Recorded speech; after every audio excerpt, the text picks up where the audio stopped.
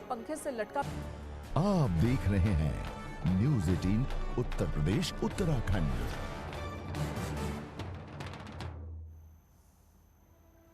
नमस्कार, आप देख रहे हैं न्यूज़ 18। मैं हूं आपके साथ मेनका चौधरी और इस बुलेटिन में रफ्तार के साथ खबरों पर डालते हैं नजर।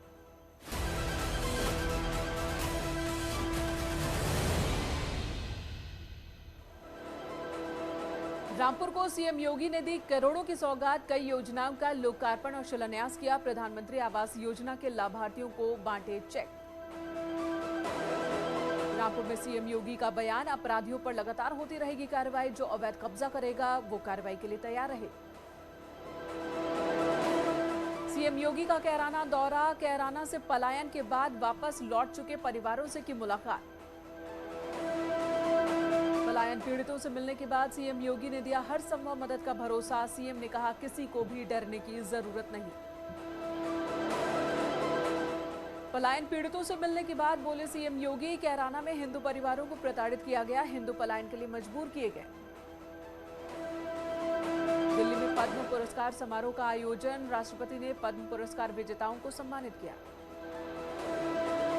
2021 के लिए 10 लोगों को पद्म भूषण अवार्ड, वहीं 2020 के लिए 141 लोगों को सम्मान दिया गया।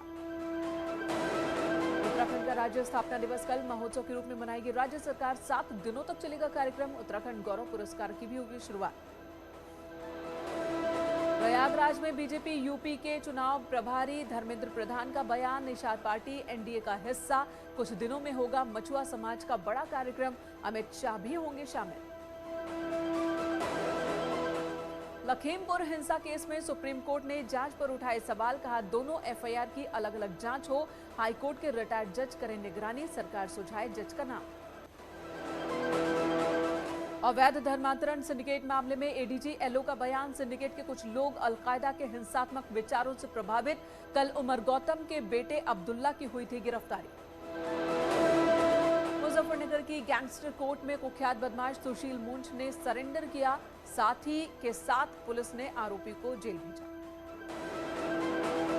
जौनपुर में जमीन विवाद में खूनी संघर्ष, कलयुगी भाई ने लाठी डंडे से पीट कर बड़े भाई की हत्या की। पुलिस ने मौके से 3 लोगों को गिरफ्तार किया।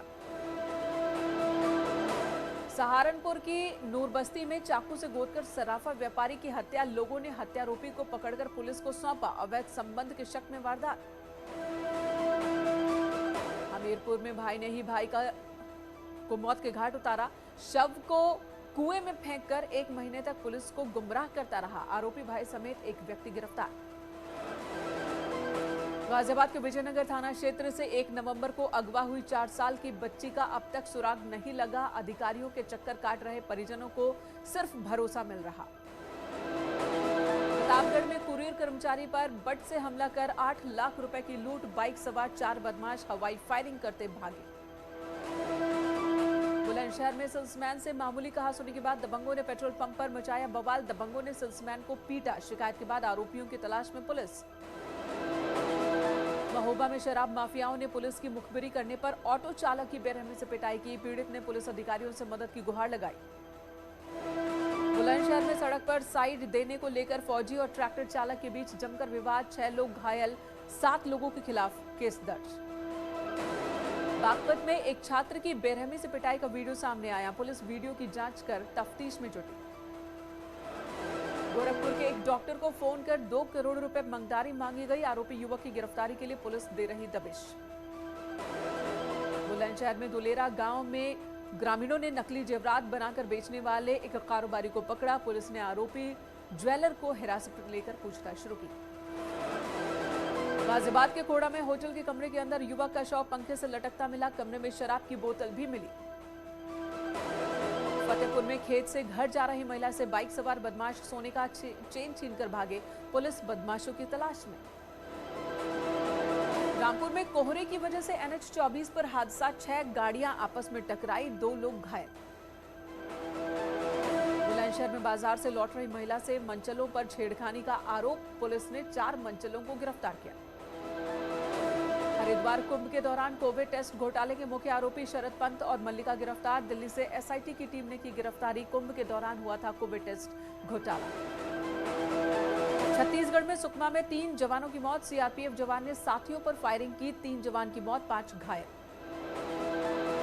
लखनऊ में आरएसएस कार्यकारी मंडल की बैठक, ये सह प्रांत कार्यवाह संजय का बयान। बैठक में बांग्लादेश में हिंदुओं पर हमलों पर प्रस्ताव पास हुआ। शाहजहांपुर में सीएम योगी के दौरे से एक दिन पहले एसपी कार्यकर्ताओं ने शहीद की प्रतिमाओं पर विरोध प्रदर्शन किया। धान की फसल के कम दाम और डेंगू पीड़ितों को इलाज न मिलने पर बीजेपी सरकार पर हमला बोला।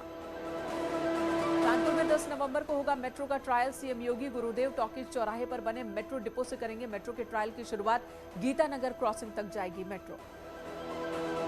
दिल्ली एनसीआर में वायु प्रदूषण में लगातार इजाफा हो रहा है। नोएडा, ग्रेटर नोएडा और गाजियाबाद में भी बढ़ते प्रदूषण से सांस लेना मुश्किल हुआ। ताज नगरी आगरा में एक बार फिर भयंकर प्रदूषण, शहर में विजिबिलिटी 400 मीटर से भी कम हुई। गाजियाबाद में भी छाई धुंध की चादर, पॉल्यूशन का स्तर 396 रहा, जिसकी वजह से गाजियाबाद देश के सबसे प्रदूषित शहरों में तीसरे नंबर पर। दिल्ली में पॉल्यूशन लेवल बढ़ा। यमुना नदी में जहरीले झाग के बीच स्नान करते दिखे छठ व्रतधारी। बाबा केदार की पंचमुखी उत्सव डोली ओमकारेश्वर मंदिर उखीमठ पहुंची। गुप्तकाशी के विश्वनाथ मंदिर से बाबा के उत्सव डोली ओमकारेश्वर मंदिर उखीमठ के लिए प्रस्थान हुई। जोशीमठ में बद्रीनाथ एनएच पर रोड कटिंग की वजह से लामबगड़ में लगा जाम, बद्रीनाथ जाने वाले श्रद्धालुओं को परेशानी। अयोध्या कैंट पहुंची Ramayan circuit express train, railway अधिकारियों और श्रद्धालुओं ने किया स्वागत। श्रद्धालुओं को लेकर दिल्ली से अयोध्या पहुंची ट्रेन, फूलों से श्रद्धालुओं का जोरदार स्वागत किया गया।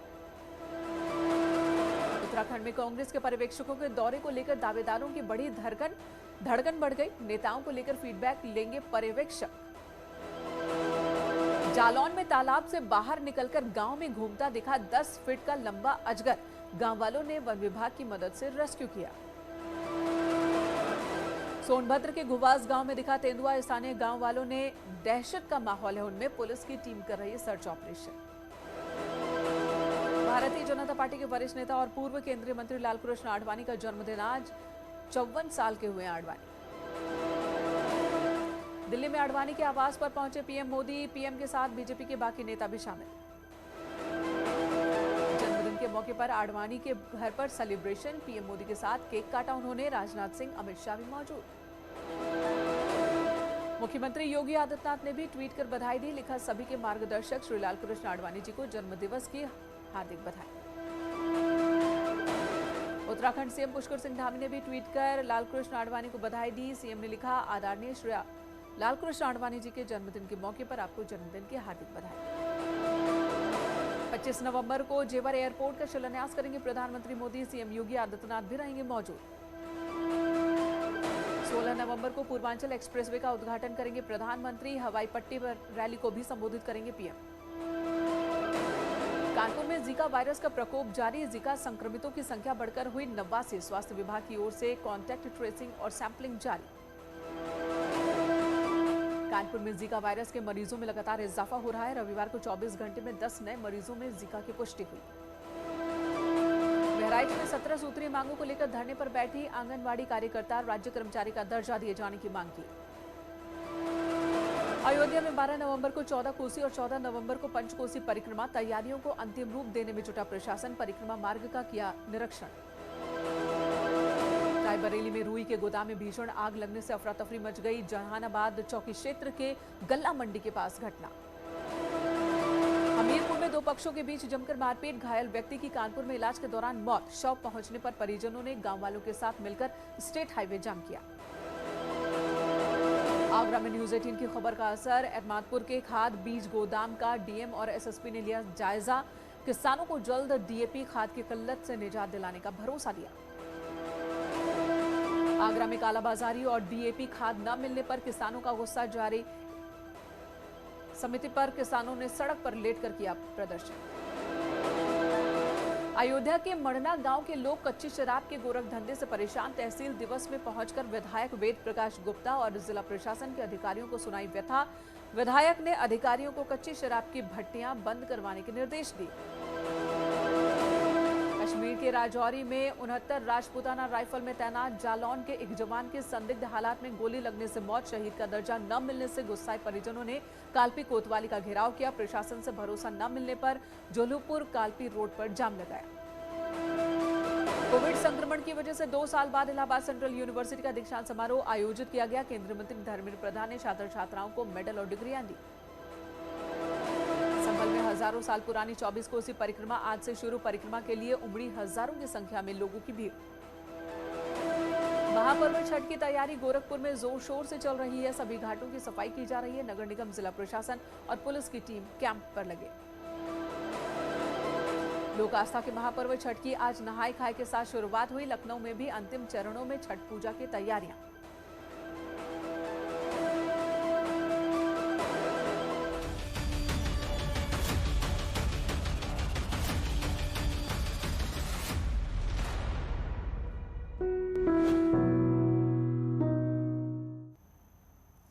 कोरोना संक्रमण के तीसरे संभावित लहर की आशंका को देखते हुए लोगों को जागरूक करने की मुहिम एक बार फिर से तेज कर दी गई है।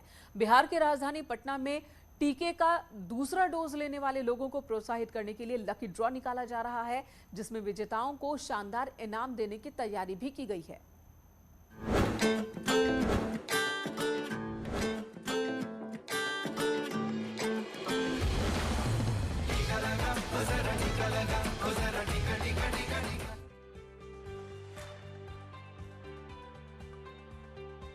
बिहार की राजधानी पटना में 8 से 26 नवंबर तक कोरोना का दूसरा टीका लेने वालों को बाइक और टीवी जैसे कई बम्पर इनाम जीतने का मौका है।